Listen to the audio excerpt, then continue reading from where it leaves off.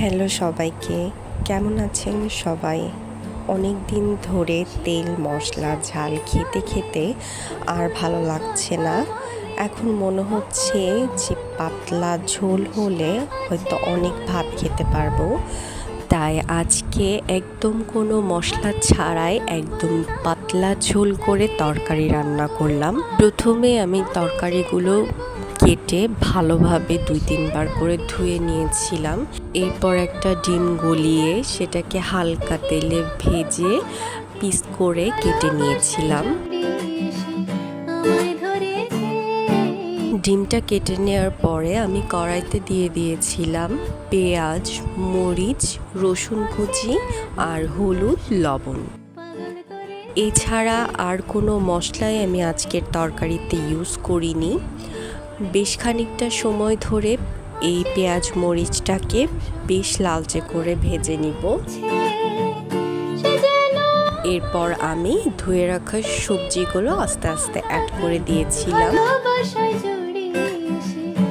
আর এটাকে ভালো করে অনেকক্ষণ ধরে ধিম আঁচে কষিয়ে নিচ্ছিলাম। কষানোর পর তরকারির কালারটা বেশ দারুণ লাগছিল। এবার আমি অ্যাড করে দিয়েছি পানি, আর পানি দেওয়ার পরে বেশ খানিকটা সময় ধরে ঢেকে রাখবো যাতে তরকারিগুলো খুব সুন্দরভাবে সিদ্ধ হয়ে যায়। আর এবার আমি দিয়ে দিব পিস করে রাখা ডিমগুলো দিয়ে একটু নাড়িয়ে সামান্য কিছুক্ষণ জাল করে নিব। আর এই তো মশলা ছাড়া আমার ডিমের ঝোল তরকারি রেডি। এবার খাওয়ার পালা। তরকারিটা নামিয়ে আর দেরি না করে প্লেটে ভাত নিয়ে বসে পড়লাম।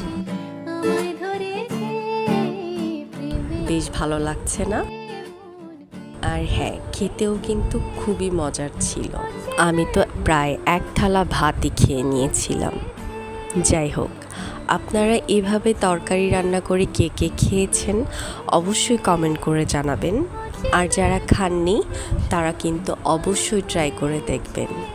আমি কিন্তু বেশ তৃপ্তি করে ভাতগুলো খেয়েছি। তো আজকের মতো এখানেই শেষ করছি। সবাই ভালো থাকবেন। আল্লাহ হাফেজ।